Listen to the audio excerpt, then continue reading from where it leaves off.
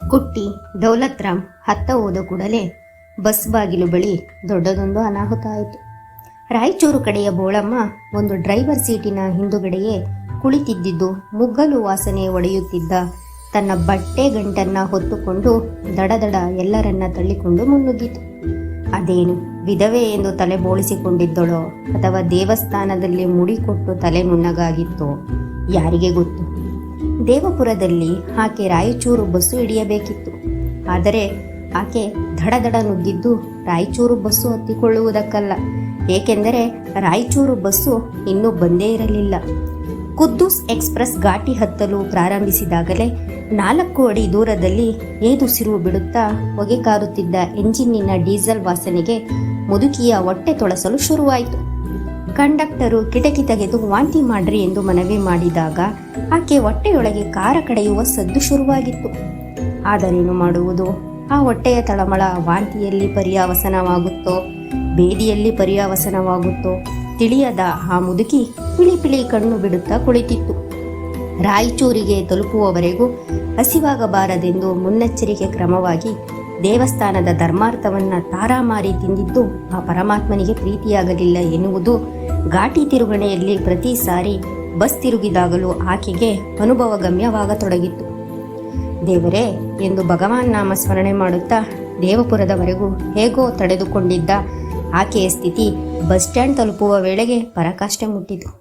ಇನ್ನು ತಡೆಯಲ ಸಾಧ್ಯವಾಗಿ ಬಸ್ಸು ನಿಂತಿದ್ದೇ ತಡ ಎದ್ದು ಓಡಿ ಬಂದಿದ್ದಳು.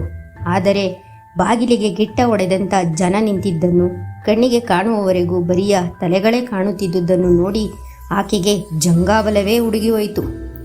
ವಾಂತಿಯಾಗುತ್ತಿದೆ, ಜಾಗ ಬಿಡಿ ಎಂದು 3-4 ಬಾರಿ ಕೂಗಿದರೂ ಯಾರೂ ಕೇಳಿಸಿಕೊಳ್ಳಲೇ ಇಲ್ಲ. ಅದರ ಬದಲು ಇನ್ಸ್ಪೆಕ್ಟರ್ ಇಳಿಯುವವರನ್ನ ತಡೆಯಿರಿ ಎಂದು ಜಬರ್ದಸ್ತು ಮಾಡುತ್ತಾ ಹಿಂದಕ್ಕೆ ತಳ್ಳುತ್ತಿದ್ದ.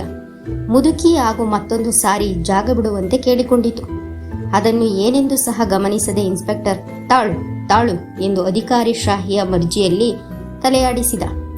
ಬೋಳಮ್ಮ ಮತ್ತೊಮ್ಮೆ ಮನವಿ ಮಾಡಲು ಬಾಯಿ ಬಿಟ್ಟಾಗ ಮಾತಿನ ಬದಲು ಹೊಟ್ಟೆಯೊಳಗಿಂದ ಸಿಡಿದು ಹೊರಹೊಮ್ಮಿದಂತೆ ಭಯಂಕರ ವಾಂತಿಯ ಧಾರೆಯೊಂದು ಹೊರಹೊಮ್ಮಿತ್ತು. ಇನ್ಸ್ಪೆಕ್ಟರ್ ಆಫೀಸರು ಎದುರೇ ಇದ್ದುದರಿಂದ ಅದರ ನೇರ ಬಿರುಮಳೆಗೆ ಅವರು ಸಿಕ್ಕಿಕೊಂಡರು. ದೂರ ಇದ್ದವರಿಗೆ ತುಂತುರು ಮಳೆಯ ಸ್ನಾನ.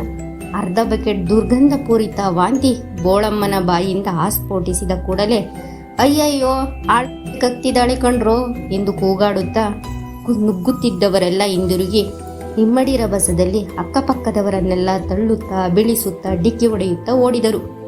ಆದರೂ ಮುದುಕಿ ಹೊಟ್ಟೆಯೊಳಗೆ ಅಲ್ಲಿದ್ದವರಿಗೆಲ್ಲ ಸ್ನಾನ ಮಾಡಿಸುವಷ್ಟಿತ್ತೆಂದು ಕಾಣುತ್ತದೆ. ಎದುರಿದ್ದ ಕಾಕಿ ಯೂನಿಫಾರ್ಮ್ಗಳ ಕಥೆಯಂತೂ ಮುಗಿದೇ ಹೋಯಿತು. ಅವರ ಹುಬ್ಬು ಮೀಸೆಗಳ ಮೇಲೆಲ್ಲ ದುರ್ವಾಸನೆಯ ಬೇಳೆ ತೊವ್ವೆ ಕರಿಬೇವಿನ ಎಲೆಗಳು ಕುಳಿತಿದ್ದವು. ಜೇಬುಗಳಲ್ಲೆಲ್ಲ ವಾಂತಿ ತುಂಬಿಕೊಂಡಿತ್ತು. ಆ ಅಸಹ್ಯದ ಪರಮಾವಧಿಯಲ್ಲಿ ಅವರಿಗೆ ಅವರ ಕರ್ತವ್ಯ ಉದ್ದೇಶ ಎಲ್ಲ ಮರೆತು ಹೋದವು. ಮುದುಕಿ ಮತ್ತೊಮ್ಮೆ ಬಾಯಿ ಕಳೆಯುವ ಮೊದಲೇ ಎಲ್ಲರೊಡನೆ ಒಬ್ಬರಾಗಿ ಅವರು ಓಡಿದರು. ಗುಂಪಿನ ಮೇಲೆ ಲಾಠಿ ಚಾರ್ಜ್ ಮಾಡಿ ಚದುರಿಸಿದಂತಾಗಿ ಅಲ್ಲಿದ್ದವರೆಲ್ಲ ಮೈಕೈ ತೊಳೆದುಕೊಳ್ಳಲು, ಬಟ್ಟೆ ಬದಲಾಯಿಸಲು, ಸ್ನಾನ ಮಾಡಲು ಬಸ್ ಸ್ಟ್ಯಾಂಡನ್ನೇ ಬಿಟ್ಟು ಓಡಿ ಹೋದರು. ಸುರೇಶನು ಗೌರಿಯು ಎಲ್ಲರೊಟ್ಟಿಗೆ ಇಳಿಯುತ್ತಾ ವಾಂತಿ ತುಳಿದಿದ್ದರಿಂದ ಅಸಹ್ಯವಾಗಿ ಕಾಲು ತೊಳೆದುಕೊಳ್ಳಲು ಚೀಲ ಹೊತ್ತುಕೊಂಡು ಬೇಗ ನಡೆದು ಎತ್ತಲೋ ಹೋದರು. ಕುಟ್ಟಿ ದೌಲತ್-ರಾಮ್ ಇಬ್ಬರು ಒಂದಾ ಮಾಡಿ ಪ್ಯಾಂಟ್ ಗುಂಡಿ ಹಾಕಿಕೊಳ್ಳುತ್ತಾ ಆಚೆ ಬಂದು ಬಸ್ ಕಡೆಗೆ ನೋಡಿದಾಗ ಅವರಿಗೆ ಪಾರ್ಶ್ವವಾಯು ಹೊಡೆದಂತಾಯಿತು. ಬಸ್ಸೊಂದೇ ಖಾಲಿ ನಿಂತಿತ್ತು. ಡ್ರೈವರು ಇಲ್ಲ, ಕಂಡಕ್ಟರು ಇಲ್ಲ, ಪೊಲೀಸರು ಇಲ್ಲ, ಎಕ್ಸ್ಚೇಂಜಿನವರು ಇಲ್ಲ, ಹತ್ತುವವರು ಇಲ್ಲ, ಇಳಿಯುವವರು ಇಲ್ಲ.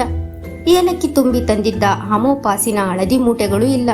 ಒಂದಷ್ಟು ಕಾಗೆಗಳು, ನಾಯಿಗಳು ಬಸ್ಸಿನ ಬಾಗಿಲ ಹತ್ತಿರ ಮುತ್ತಿಕೊಂಡು ಎಂಥದ್ದನ್ನೋ ಮೂಸಿ ನೋಡುತ್ತಾ ನೆಕ್ಕುತ್ತಾ ನಿಂತಿದ್ದವು.